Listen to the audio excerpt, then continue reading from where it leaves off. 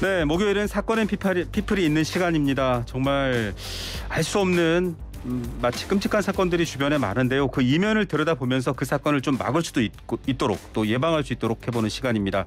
자, 이슈 앤 피플의 수사반장이시죠. 백기종 전 수사경찰서 강력팀장 연결합니다. 팀장님 안녕하십니까? 네, 안녕하십니까. YTN의 정우성, 김우성 앵커님 반갑습니다. 왜 저에게 이런 시련을 주십니까? 저 큰일 납니다. 정우성 팬들에게 몰매왔습니다. 아이고, 정말 네. 진짜입니다. 네, 알겠습니다. 자, 네. 이번 사건이 참 충격적입니다. 모친의 백골과 2년 넘게 산 40대 딸이 지금 발견됐는데요. 어떤 네. 사건인지 정확하게 보도가 아직 안 나오고 있으니까 팀장님께서 좀 설명해 주시죠. 네, 지난 11일 밤입니다.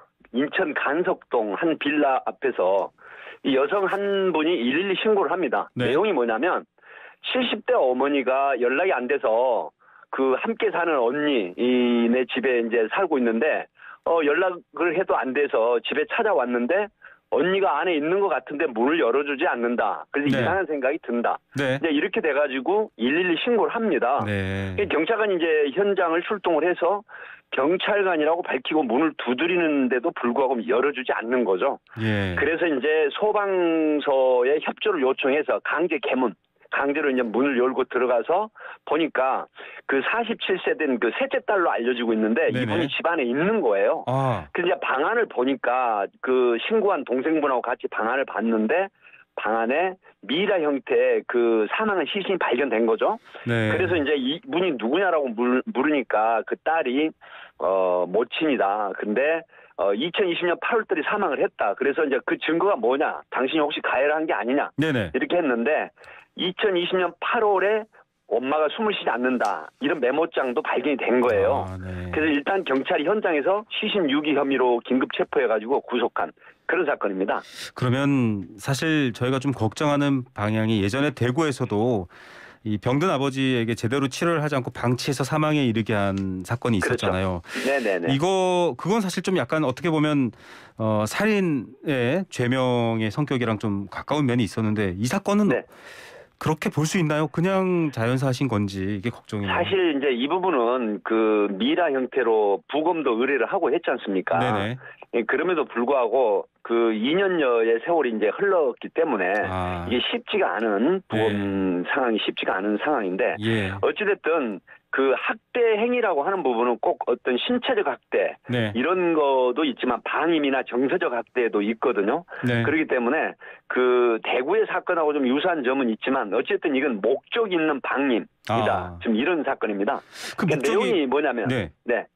이분이 이제 그 2년 전에 그 모친이 76세 되셨더라고요. 나중에 네. 경찰 수사 상황을 취재를 해보면. 그 이제 당뇨병으로 거동이 어려웠어요. 그러면 네. 어머니를 이렇게 돌봐주고 이렇게 해야 되는데 병원에 가고 네. 이 병원 진료 기록. 그러니까 2020년 6월에 그 마지막으로 병원 진료나 그다음에 그 약국에서 처방받는 거 이런 부분들이 그 이후에는 발견이 되지 않았거든요. 네. 그래서 메모장에 2020년 8월에 어머니가 숨을 쉬지 않는다. 뭐 이렇게 돼서 사망이 됐는데 사실 그걸 추궁을 했는데 돈이 없어서 어머니를 치료하지 못했다. 이런 네. 진술도 확보를 했어요. 근데 그 이후에 이제 또 다른 범죄가 드러난 거죠. 자, 이게 보니까 다른 범죄 말씀하셨지만 여러 가지를 네. 생각해 보는데 돈이 껴 있습니다. 어머니가 받아야 될 연금인데 지금 이제 이 자녀분이 대리 수령을 했습니다. 사망 신고를 하지 않은 상태에서 네, 그렇죠. 받은 거죠. 네. 이 부분도 지금 사실 좀 의도라든지 이런 것들 좀 생각해 봐야 될 것 같아요. 그렇습니다. 그러니까 딸이 지금 그 셋째 딸로 알려지고 있는데요. 이게 이제 2022년 12월까지 경찰이 수사를 해보니까 매달 어머니에게 나오는 기초연금이 30만 원이고요. 네. 국민연금이 보통 20에서 30만 원 내외. 그래서 이걸 대신 수령을 합니다. 사망신고를 안 한 상태에서. 그리고 이제 생활비로 사용했는데 전체적으로 보면 작년 말까지 이거를 수령을 대신 했기 때문에 28개월간 약 1,500만 원 정도 부당 수령을 한 건데 네. 이제 이게 국민연금법이나 기초연금법에도 위반이 되고 네. 또 제가 앞에서 말씀드린 노인복지법 네. 그 위반도 돼요. 65세 이상 노인에게 그 기본적인 보호 치료나 또 돌봄이 필요한데. 생계 유지에 그 소홀히 하는 이런 방임 행위를 처벌하는 거거든요. 예. 자, 이런 처벌에 이제 많은 분들이 사실은 정말 비정하다 이런 마음을 느낄 것 그렇습니다. 같아요. 왜냐하면 유명을 달리하셔서 돌아가신 분들을 잘 마무리해서 보내드리는 것도 사실 인간의 도리고 사회 상규인데 그렇습니다. 이분이 받을 처벌은 어떻습니까? 어떤 벌을 받게 됩니까? 네, 지금 이분 같은 경우는 현재 형법 제 161조에 보면 시체 등의 유기 등이라는 게 있습니다. 네.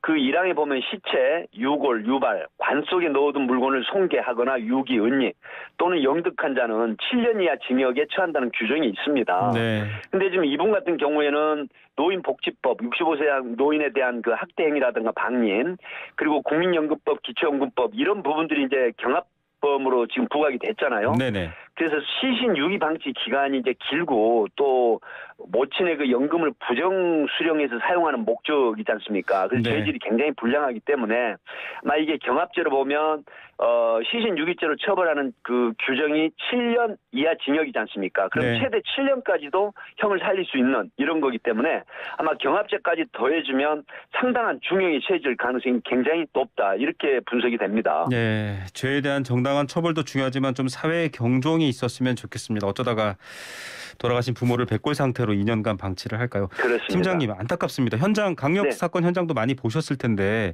네네. 대개 가족 사이 혹은 가족이라는 울타리 안에서 벌어지는 일들을 경찰이나 지역사회가 개입해서 예방할 수 있는 방법이 참 어렵잖아요. 이거 어떻게 좀 해야 어렵습니다. 됩니까?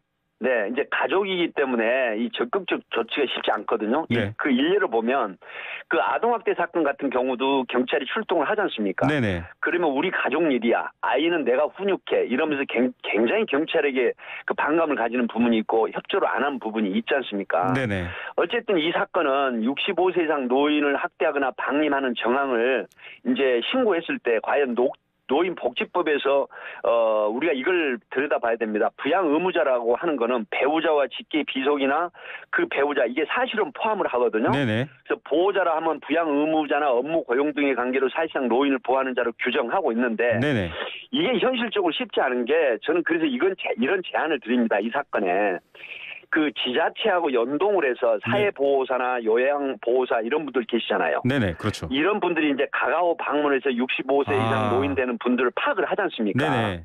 근데 실질적으로 경찰이 이 분야에 개입한다는 게 쉽지 않기 때문에 네. 이런 분들하고 지자체하고 경찰하고 연동을 해서 경찰서 지자체 해서 이런 분들에 대한 정보 수집을 해가지고 이상 징후를 그 방임이나 발견하면 학대 행위를 네. 사전에 막는 네. 이런 시스템이 보완이 되고 구축이 돼야 된다 이렇게 말씀을 드리고 싶습니다. 예, 복지사나 뭐 노인연금 관련해서 점검 나오신 분이 어머니 당뇨병 있으세요? 약은 먹고 있나요? 이것만 확인해 봐도 이분을 그렇습니다. 병원에 안 들어가고 네, 있는지 이런 김우성 것들. 앵커께서 말씀하신 것처럼 그런 정도 질문을 던지시고 네. 그리고 나서 나중에 학대나 방임 정황이 있으면 수사기관에 그 정보를 제공해서 그런 어떤 이런 형태의 사건이 나오지 않도록 그 방지하는 그런 시스템이 사실 지금 굉장히 필요하다 이렇게 생각을 하는 거죠. 예, 노인뿐만 아니라 뭐 팀장님 말씀하셨던 아동학대 부분도 마찬가지입니다. 그렇습니다. 병원에서 발견되면 이미 늦었다고 볼 수 있고요. 좀 그렇습니다. 빨리 점검을 해야 될 것 같습니다. 선생님, 네. 보호사, 요양복지사 뭐 이런 분들. 자, 그렇다면 지금 아까 대구에 또 이제 병든 아버지를 돌보지 않아서 사실상 이제 그때는 좀 기사가 자극적으로 나갔습니다. 뭐 굶겨 그렇습니다. 죽인 뭐 이렇게 나갔는데 네네. 이런 사건들을 보면서 사실 제일 걸리는 게 안타깝게도 돈입니다. 돈. 그러니까 보호자 그렇습니다. 입장에서는 나도 돈이 없는데 나도 살기 힘든데라고 해버리면 네. 네. 이 사건의 본질이 흐려지거든요. 이 부분에 대한 것도 그- 수사하시다가 많이 부딪혔을 텐데. 네.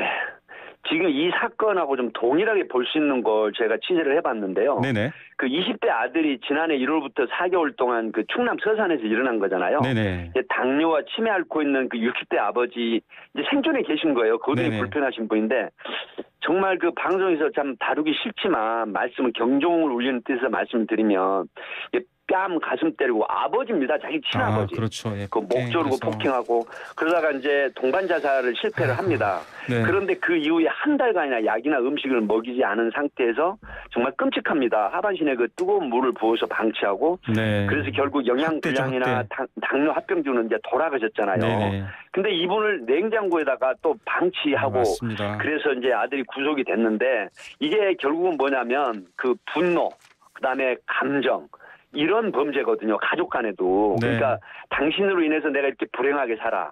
또 이제 이분이 약간 그 심리적인 어떤 그 지체 장애가 있었거든요. 네. 그런 게 결국 그 감정이나 분노로 폭발이 돼가지고 가까이 있는 가족을 네. 이렇게 정말 가압적인 행태로 살해하게 만드는 이런 형태 정말 끔찍한 겁니다. 네.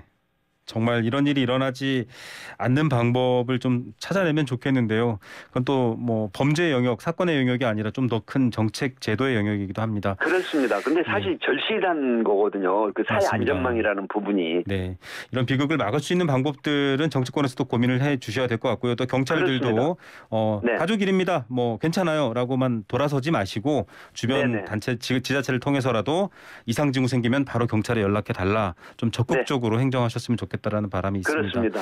네, 팀장님 오늘 말씀 여기까지 듣도록 네, 하겠습니다. 감사합니다. 감사합니다. YTN의 정우성 화이팅입니다. 왜 이러십니까? 네, 감사합니다. 네, 감사합니다. 네, 백기종 전 수서경찰서 강력팀장이었고요. 여러분 129 보건복지 콜센터 여러 가지 삶의 문제가 해결되지 않거나 극단적인 상황이 있을 때 129번 전화 거시면 됩니다. 여기서 도움을 받을 수 있습니다.